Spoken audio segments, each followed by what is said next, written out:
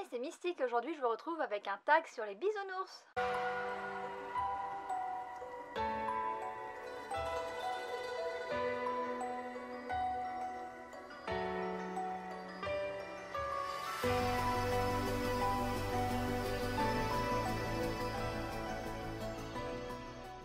Aujourd'hui c'est mon anniversaire et oui, je ne me suis pas prise à l'avance, donc je me retrouve le jour de mon anniversaire à vous filmer une vidéo. En même temps je ne suis pas organisée et donc du coup voilà, c'est toujours comme ça, je m'y prends toujours à la dernière minute, mais ça m'empêchera pas de faire un bon restaurant ce soir.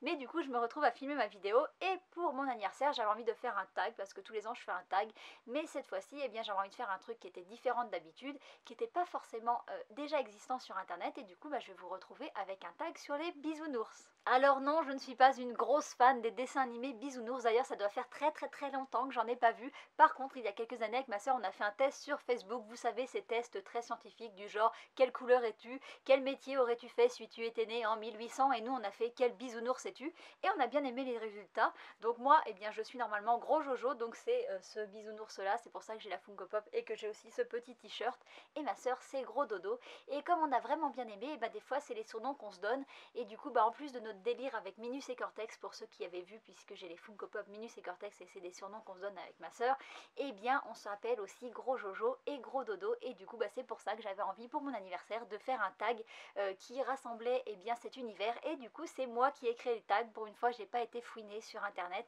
j'ai créé le tag de A à Z et je vais vous l'expliquer. Alors rien de très compliqué, c'est un tag un petit peu banal comme d'habitude. Il y a 10 bisounours dans la première génération et j'ai choisi de me limiter à la première génération, sinon le tag aurait duré 3000 ans.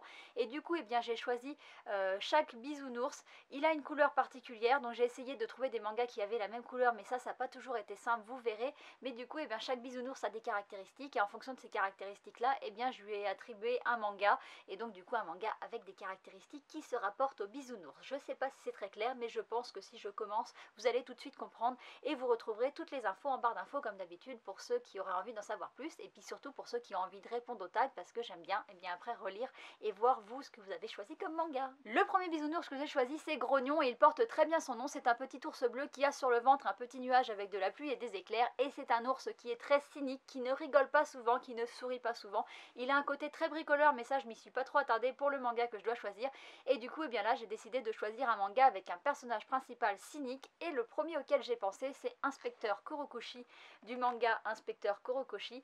Et en fait ce personnage là, il rigole souvent parce qu'il raconte souvent des conneries, mais par contre il est vraiment très cynique, il a une vision de la vie qui est pas vraiment très gaie, et donc du coup le premier auquel j'ai pensé c'est lui. Mais comme il rigole beaucoup, je me suis dit que je pouvais réfléchir et que je pouvais peut-être en trouver un deuxième, et ce deuxième je pense que c'est Kei du manga Edjin. Au début du manga, Kei est un personnage vraiment très cynique, il a une manière de voir le monde qui est bien à lui, et je trouve que c'est un personnage qui est assez antipathique, et du coup je choisirai lui.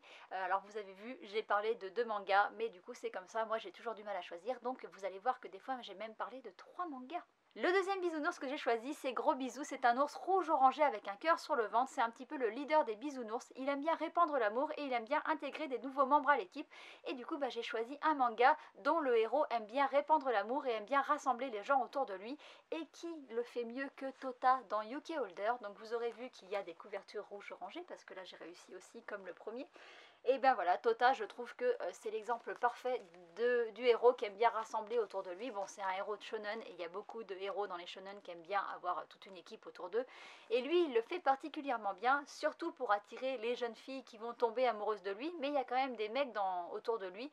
Et voilà, les gens, ils gravitent autour de lui. C'est un petit peu quelqu'un qui est assez solaire, qui va rassembler les gens, et du coup voilà, je trouve très bien ce personnage, et c'est un manga que j'aime beaucoup. Je vous en ai jamais parlé pour l'instant, mais c'est vraiment un manga que j'adore. Le troisième c'est Gros Chéri. C'est un ours rose avec 2 cœurs sur le bidou, et il dit tout le temps à tout le monde qu'il l'aime, et du coup je dois choisir un manga d'amour dont j'ai envie de parler à tout le monde. Au début j'avais pensé à Un pont entre les étoiles, mais il n'y a pas de couverture rose, mais c'est un manga que je vous conseille fortement, j'en parlerai tout bientôt sur la chaîne. J'avais aussi pensé à Otaku Otaku, particulièrement pour le couple Taro et Hanako, parce que c'est mon couple préféré, mais la couverture est qu'à moitié rose, puisqu'elle est aussi à moitié bleue, et donc j'ai fini par choisir Anohana, dont j'ai parlé cet été sur la chaîne. C'est une très belle histoire d'amour, très triste, mais c'est une très belle histoire d'amour que je vous recommande fortement. Et il y a aussi une belle histoire d'amitié, mais l'histoire d'amitié c'est pour un petit peu plus loin chez les bisounours. Le quatrième c'est Gros Copain. Je viens de vous dire que l'amitié c'était pour bientôt, et bien c'est pour maintenant. C'est un ours orange avec 2 fleurs sur le ventre et c'est le bon copain par excellence. Et pour celui-ci j'ai choisi de prendre un manga avec une amitié qui me fait envie et j'ai pensé à 3 mangas différents. Le premier c'est Kennen comme chien et singe avec l'amitié entre Mashira et Hayate qui est vraiment une très belle amitié. J'ai déjà présenté ce manga sur la chaîne, je l'avais vraiment beaucoup aimé. Il vient de se finir, je suis très triste qu'il se soit fini. Et en fait c'est une histoire d'amitié entre deux personnages du folklore japonais, un espèce d'homme singe et un chien qui peut se transformer en homme chien. Voilà, et en fait, ils peuvent pas être amis normalement parce que Hayate doit tuer Mashira, mais il ne le tue pas finalement et ça se transforme vraiment en une très très belle histoire et la fin est elle aussi très belle. Le deuxième auquel j'ai pensé c'est Igai avec l'amitié entre Akira et Ume et je vous en ai parlé dans la vidéo que j'ai sortie au mois d'octobre sur ce manga.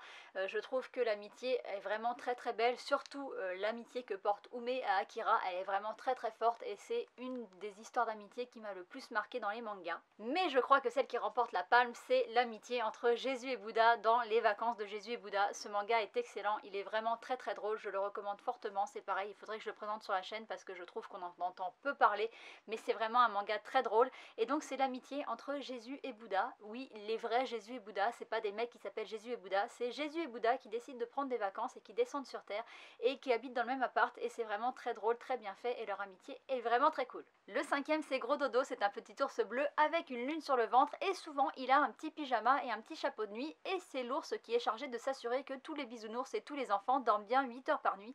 Et du coup, plutôt que de parler d'un manga, j'ai décidé de parler d'un genre, et donc c'est quel genre de manga aimes-tu lire avant d'aller te coucher? Et c'est compliqué comme réponse parce que moi personnellement j'ai pas forcément un genre de manga que j'aime lire avant de dormir. J'avoue que j'essaye d'éviter les mangas très psychologiques parce que j'ai pas envie après que ça me fasse trop réfléchir et que ça m'empêche de dormir, bien que j'ai pas forcément du mal à m'endormir, mais des fois si, et donc du coup quand c'est le cas j'évite de prendre des trucs trop psychologiques et j'évite aussi les trucs avec des énormes cliffhangers parce que après je suis comme ça et j'ai envie de lire la suite, et alors des fois j'ai pas la suite donc je suis frustrée et donc du coup c'est pas très cool avant de dormir, et des fois j'ai la suite et du coup je vais lire la suite et du coup je ne dors pas et du coup c'est pas du tout efficace.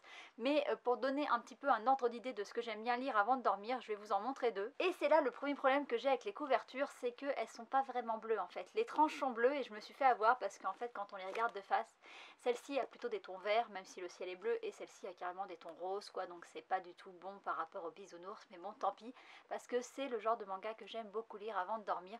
Donc Minuscule ou Créatures Fantastiques, c'est des choses qui sont vraiment très belles, sans prise de tête, on les lit, on les ferme et on passe une bonne nuit derrière, enfin pas forcément toujours, mais en tout cas, c'est pas à cause des mangas qu'on va mal dormir. Le sixième, c'est Gros Farceur, c'est un ours rose avec un arc-en-ciel sur le ventre, c'est celui que je trouve le plus beau et c'est un ours qui est tout le temps joyeux et qui aime répandre la joie autour de lui, et du coup, je dois choisir un manga qui me fait rire et qui me met de bonne humeur. Et j'aurais pu vous parler de Ellie parce que c'est vraiment un manga qui me fait beaucoup rire, mais j'en ai déjà parlé dans mon dernier tag, mais la couverture est rose. J'aurais pu aussi vous parler de Yotsuba qui a une couverture rose avec son dernier tome, le 14, qui me fait mourir de rire à chaque tome, mais à chaque fois j'en parle, donc j'ai choisi un autre manga. Et ce manga c'est Magical Girl Holy Shit. J'en avais parlé sur la chaîne, j'avais fait une vidéo mais je l'ai depuis supprimé, mais c'est un manga que j'aime vraiment beaucoup. Franchement je m'attendais pas à grand chose au début, c'est l'histoire d'une Magical Girl mais qui a pas choisi d'être Magical Girl et qui est complètement en décalage par rapport au rôle de Magical Girl. En fait c'est une vraie racaille, elle adore se battre, elle tape tout le temps tout le monde et elle est super balèze. Et en fait, plus je lis l'histoire, plus je la trouve vraiment excellente et à chaque fois elle me fait beaucoup rire. Je trouve que les personnages sont vraiment très drôles et c'est une agréable surprise, et plus les tomes passent, plus je la trouve drôle, et donc du coup, c'est pour ça que je voulais vous en parler. Le septième bisounours, c'est Gros Gâteau, c'est un ours orange avec sur le ventre un petit cupcake et c'est l'ours des anniversaires. En fait, c'est l'ours qui vient toujours pour faire la fête et qui vient le jour des anniversaires des enfants qui n'ont pas d'amis. Et du coup, j'ai choisi de prendre un manga culinaire qui donne envie de faire la fête. Et alors c'était un petit peu compliqué parce que du coup j'ai pensé à Food Wars, mais ça donne pas forcément envie de faire la fête, ça donne surtout envie de manger. J'avais pensé aussi au chef de Nobunaga, mais ça donne pas du tout envie de faire la fête, alors encore moins que Food Wars, je vais pas vous mentir, c'est un truc historique qui est vraiment très beau, très bien fait, mais ça donne pas du tout envie de faire la fête. Et puis après j'ai pensé à La Cantine de minuit. Alors c'est un manga culinaire que j'aime vraiment beaucoup, et Il donne pas forcément envie de faire la fête, mais les gens qui viennent dans ce restaurant sont souvent des fêtards, des gens du milieu de la nuit, et donc du coup je trouve que ça correspondait plutôt bien. Et puis bah, il donne beaucoup envie d'aller manger dans le petit boui-boui du chef. Franchement, j'adorerais pouvoir aller manger dans ce restaurant parce que tout ce qu'il fait, ça a l'air trop bon. Et du coup, en plus, on n'est pas obligé de choisir à la carte, on peut demander ce qu'on veut dans ce restaurant. Il est vraiment très bien et il faut absolument que je vous présente ce manga, c'est prévu, mais il faut que je prenne le temps de faire une recette pour vous faire un manga miam. Le 8e bisounours, c'est Gros Jojo, c'est celui que je suis censée être et je vous avoue que je me reconnais pas forcément dans toutes les caractéristiques parce que c'est un petit ours jaune avec un soleil sur le ventre qui voit toujours la vie du beau côté et ça, je vais pas vous mentir, c'est pas forcément mon cas. Des fois, eh bien, je suis franchement très négative, je vais pas vous mentir, j'arrive pas toujours à voir la vie du bon côté, mais par contre, il aime beaucoup aider les autres et ça c'est mon cas, et il aime aussi faire des blagues et ça aussi c'est mon cas. Je vous avoue que j'aime bien rigoler et que j'adore faire des blagues, et du coup, eh bien, j'ai choisi de vous présenter, de vous parler d'un manga qui est assez feel good, qui fait que quand on le lit, on se sent bien, et j'ai pensé à deux titres, Flying Witch et La fille du temple au chat. Je les ai tous les deux présentés sur ma chaîne. C'est deux mangas que j'aime vraiment beaucoup et à chaque fois qu'ils sortent, je me presse de les acheter parce que en fait, je trouve que, eh bien, ils respirent la bonne humeur, je sais pas comment le dire, c'est des mangas feel good, quand vous les sentez, vous prenez, quand vous les sentez, quand vous les lisez, vous vous sentez bien, vous vous prenez pas la tête, et donc du coup, eh bien, je vous conseille fortement ces deux séries. Et pour tout ce que j'ai déjà présenté, ça sera eh bien soit dans le petit, mais je peux pas mettre des milliards de petits, donc sinon ça sera en barre d'infos. Le 9e bisounours, c'est Gros Taquin, c'est un ours dans les tons bleu-vert qui aide les gens à réaliser leurs vœux, ou du moins qui leur montre que le chemin pour essayer de réaliser un vœu peut être amusant, et j'ai choisi de vous parler d'un manga que j'ai envie d'avoir, d'un souhait, et du coup, bah, ça serait Une sacrée mamie. C'est un manga que j'ai sur ma wishlist depuis très longtemps, mais en fait, il est plus publié. Il y a des tomes qui coûtent très cher, et du coup, eh bien, même la série, quand elle est en intégrale, elle est vraiment très chère, et j'arrive pas à la voir. Donc voilà, c'est un manga que j'aimerais vraiment beaucoup lire. C'est un manga aussi, je pense, assez tranche de vie, assez drôle, et du coup, eh bien, je pense que ça pourrait être un gros coup de cœur. J'ai vraiment envie de le lire, quoi. Donc si vous avez ce manga et que vous avez envie de le vendre, eh bien moi, j'ai envie de l'acheter. Ne m'oubliez pas. En plus, c'est mon anniversaire, les gars, donc même si vous avez envie de me le donner, ça sera encore mieux, quoi. Oui, j'exagère, et alors? C'est mon anniversaire, je peux faire ce que je veux. Le 10e et dernier bisounours, c'est Gros Vénard, c'est un ours vert avec un trèfle à 4 feuilles sur le ventre, et comme son nom l'indique, c'est un ours qui a beaucoup de chance, mais il ne s'arrête pas là, parce que cet ours pense que la chance et la malchance n'existent pas vraiment, et que c'est plutôt un état d'esprit, et qu'il faut jamais être défaitiste dans la vie, ce qui n'est pas forcément évident tout le temps, mais du coup il pense qu'il faut jamais être défaitiste et que c'est plus un état d'esprit, et que bah, quand on prend confiance en soi, en fait il y a des meilleures choses qui nous arrivent. Et du coup bah, pour celui-ci j'ai choisi de parler d'un manga qui m'a aidé dans ma vie personnellement, que ce soit pour dans un domaine ou dans un autre, et j'ai choisi Fuka. Alors ça peut paraître étrange parce que c'est un manga qui parle de musique et d'une histoire d'amour, mais il y a une citation dans Fuka que j'ai trouvée très belle et que j'essaye d'appliquer dans ma vie maintenant. Alors du coup je vais vous la lire, je l'ai écrite derrière. Donc c'est dans la vie, avant de s'occuper des autres, il faut d'abord commencer par dessiner ses rêves. Une fois qu'on a fait ça, il ne reste plus qu'à suivre le chemin qui s'ouvre devant nous. Et donc du coup, eh bien, je trouve cette citation vraiment très cool. Et bah, comme je l'ai dit précédemment, j'aime beaucoup aider les gens, mais souvent, eh bien, j'aide les gens et je prends pas le temps de m'occuper de moi. Et du coup, eh bien, cette citation, je l'ai écrite, je l'ai collée sur mon bureau pour y penser et pour essayer un petit peu de m'aider moi-même avant d'aider les autres. Et donc voilà, et c'est sur ce dernier bisounours que ma vidéo va se terminer. J'espère que ça vous aura plu, et puis je vous avoue qu'en réalisant ce tag, eh bien, j'ai appris des choses sur les bisounours, parce qu'on connaît tous l'expression, eh bien, on n'est pas au pays des bisounours, comme si en fait, eh bien, les bisounours c'était toujours tout beau tout rose, mais quand on voit un bisounours comme Grognon, eh bien, on voit que lui il fait souvent la gueule et tout ça, et qu'en fait eh bien, ils sont pas tous tout le temps, c'est pas tout le temps tout beau tout rose, même si c'est la plupart du temps c'est comme ça et qu'ils essayent toujours de voir le bon côté de la vie, mais en fait eh bien, des fois il y a une réflexion un peu plus poussée, et donc j'ai trouvé ça très cool. Comme je l'ai déjà dit, n'hésitez pas à répondre à ce tag dans les commentaires, peut-être en ne vous fiant pas aux couleurs des tomes, parce que franchement ça complique quand même pas mal la tâche, même si j'ai plutôt bien réussi, à part pour Gros Dodo où j'ai pas trouvé de manga bleu, mais sinon je crois que j'ai réussi, quoi. Mais après c'était compliqué parce qu'il y a des mangas dont j'aurais bien aimé parler mais qui n'avaient pas les bonnes couleurs, donc du coup je l'ai pas fait. Mais c'est pas grave, ça sera pour un futur tag. Et puis bah je l'ai dit, c'est mon anniversaire, donc si vous avez envie de me faire plaisir, n'hésitez pas à partager la vidéo et à partager à ma chaîne et à vous abonner. Je le dis pas souvent, à peu près une fois par an quand je fais une vidéo pour mon anniversaire, mais du coup voilà, ça me ferait très plaisir. Et puis bah une fois de plus, j'espère que ça vous a plu et je vous dis à bientôt pour une prochaine vidéo. Bye bye.